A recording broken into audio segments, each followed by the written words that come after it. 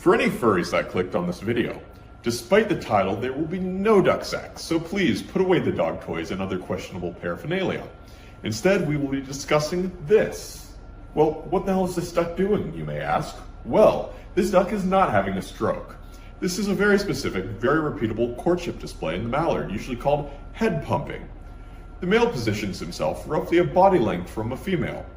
He then elevates the head in front of the neck and then does a burst of rapid rhythmic vertical movements. Head and bill bob up and down, the body axis stays almost horizontal, and the motion runs for a few seconds in a tight little sequence. You usually see it during the breeding season, in social situations with at least one female present and usually rival males in the background. This display usually ends when the female loses interest and swims off, or the male chains into another stereotyped bit of courtship, like the grunt whistle or tail shake.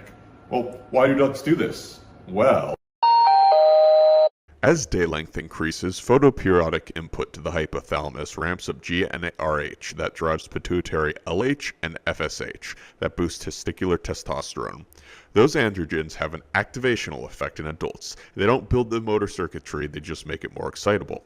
In this prime state, seeing a receptive female at close range or a female plus rival males activates sensory pathways that converge on those hormone-sensitized motor centers, kicking off the head-pumping sequence. Classic experiments by Phillips and McKinley showed that fiddling with androgen levels in ducks changes the rate and intensity of courtship displays, and McKinley et al. Described these displays as elements in a stereotyped response chain, each tightly tied to specific social stimuli.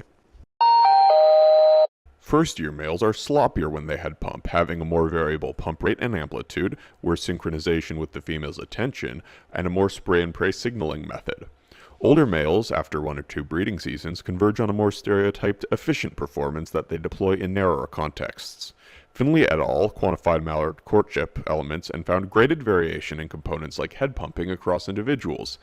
Given that the bird's morphology isn't changing that much year to year, that pattern is very consistent with experience-driven calibration of a genetically specified display. Basically, the script is in the genome and the acting improves with rehearsal. Head pumping is not unique to mallards. It's part of a shared anatine courtship toolkit. A head-neck oscillation display evolved in an ancestral dabbling duck and has been retained as a homologous module across the tribe Anatinae, with each species tweaking tempo in combination with other signals. Comparative work by McKinley et al. Across dabbling duck shows a recurrent cast of courtship units, head movements, tail flicks, vocalizations, that are remixed and slightly modified rather than invented from scratch each time, indicative of a synapomorphy. Mallard females are not passive. Holmberg et al. Show that they have consistent mate preferences for certain male attributes in courtship performances. Cunningham linked those preferences to how strongly females later resist copulation, so female behavior actually changes which males get successful matings. In that context, variation in head pumping, how vigorous, how rhythmic, how well timed to the female's orientation, likely shifts the probability that a female tolerates a male versus ignores him or actively fights him off. For males, investing in a loud visual signal is cheaper than a constant physical escalation, so this display also helps structure conflict, turning a potential brawl into a dance-off. As a neurobiology major, I figured I'd end with some bonus facts.